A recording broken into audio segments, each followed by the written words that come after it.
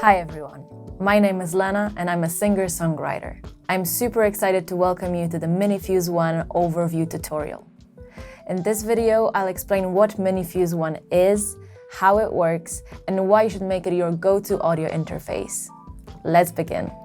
Minifuse One is an easy-to-use, affordable, one-input compact audio interface with pro-grade sound, intuitive controls, and a fantastic software bundle included, so you can get creative right out of the box. Its role as an audio interface is to capture and send recordings of your voice or your instruments to your PC or Mac. Then, using audio software like Ableton Live or FL Studio, you can play, tweak, and finalize your ideas.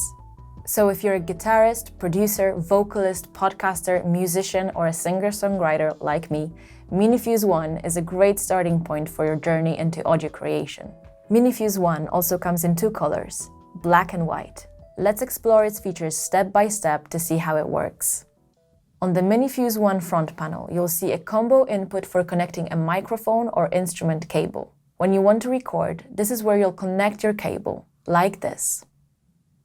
When using a microphone, you'll connect an XLR cable, the standard connection for mic-level devices. And when using an instrument like a guitar or synthesizer, you'll use a jack cable, which is the standard for a line-level audio signal.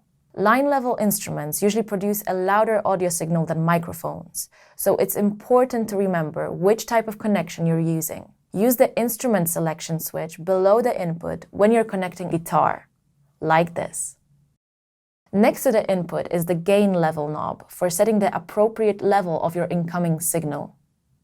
Getting the right level will help you achieve rich, clear recordings. That's why the gain level knob features an LED which flashes red when your signal is too high. When this happens, bring the level down until it's blue, meaning your signal is at the right level. Now your recordings will be nice and clean. As a principle, the peaks of your incoming signal should be between -36 and -6 decibels, and you can always adjust this precisely in your recording software or Minifuse Control Center.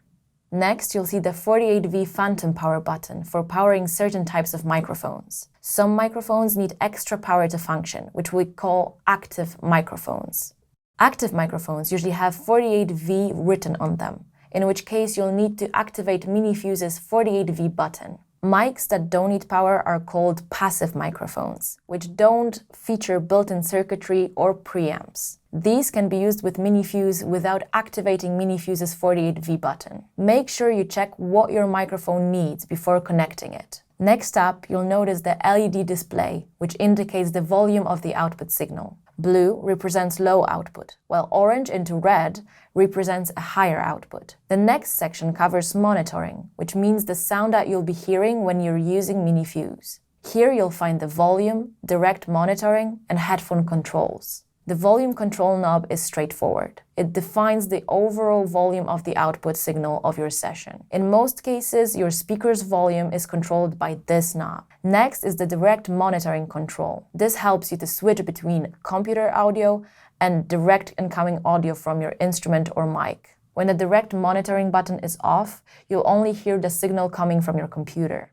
When it's on, you'll hear your input signal directly with computer audio and the direct incoming audio from your instrument or mic. It's important to be careful when using this button when recording with a microphone and speakers in the same room, as this can cause noisy feedback. We'd recommend using headphones instead. Finally, on the front panel, you'll find the 1/4 inch headphone output and the headphone volume control. What you hear from the headphone output is always the same as what you hear in the speaker outputs. You might prefer to use headphones for more precise mixing and adjustments, or when you're recording with a microphone to avoid speaker feedback. Right, that's the front panel covered. Let's take a look at the back. The back panel of the Minifuse One is simple and straightforward. It features 1/4 inch stereo line outputs that you can use to connect your speakers, as well as an extra USB-A socket for connecting an extra MIDI controller or USB device requiring up to 250 milliamperes of power. To get your Minifuse up and running, simply connect it to your computer using the USB-C connection. Finally, Minifuse offers an end-to-end creative experience, thanks to the inclusion of industry-standard audio software. For recording and mixing your ideas, you'll get a copy of Ableton Live Lite, an introduction to one of the most intuitive platforms for producers and creators.